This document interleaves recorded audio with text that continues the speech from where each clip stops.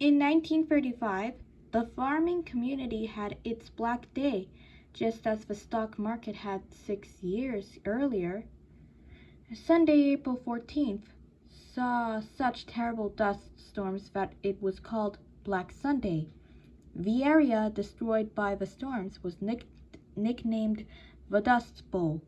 People developed dust pneumonia when their lungs filled with dust. Children were lost on the prairies and buried alive in dust. We live with the dust, eat it, sleep with it, a man wrote. But that never happened before, or it could be. Is it? So, as far away as New York City, the lights sometimes had to be turned on in the middle of the day because the dust was so thick.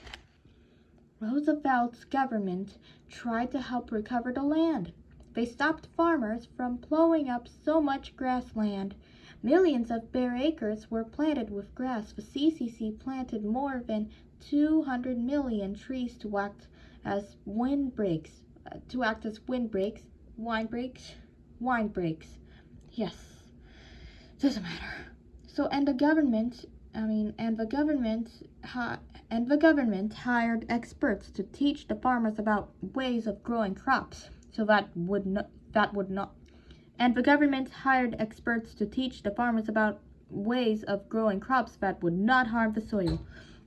Some farmers were unwilling to listen to advice from outsiders, so the government began paying them to try the new methods. Such efforts did help, but it was too late for many farmers. About 1/4 of the farm families in the Dust Bowl lost everything.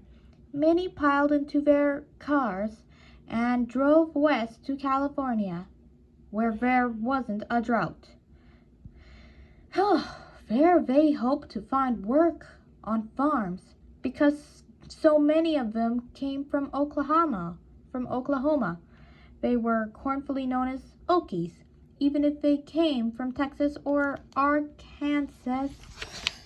They found that there were very few jobs to be had even in California, and they were not welcome. The migrants had always worked hard, but many people assumed they were bums and despised them. Others resented them for trying to take the few jobs still available. The Los Angeles police chief sent 125 policemen to the California border to turn them away before they could enter the state. Dorothy Lange. In 1935, photographer Dorothy Lange was hired by one of Roosevelt's alphabet agencies, the Farm Security Administration, or FSA for short. Her job was to photograph migrant workers. Her pictures were offered free to newspapers around the country. She hoped that seeing the misery these people lived in would make the nation more sympathetic. Her most famous photograph is known as Migrant Mother.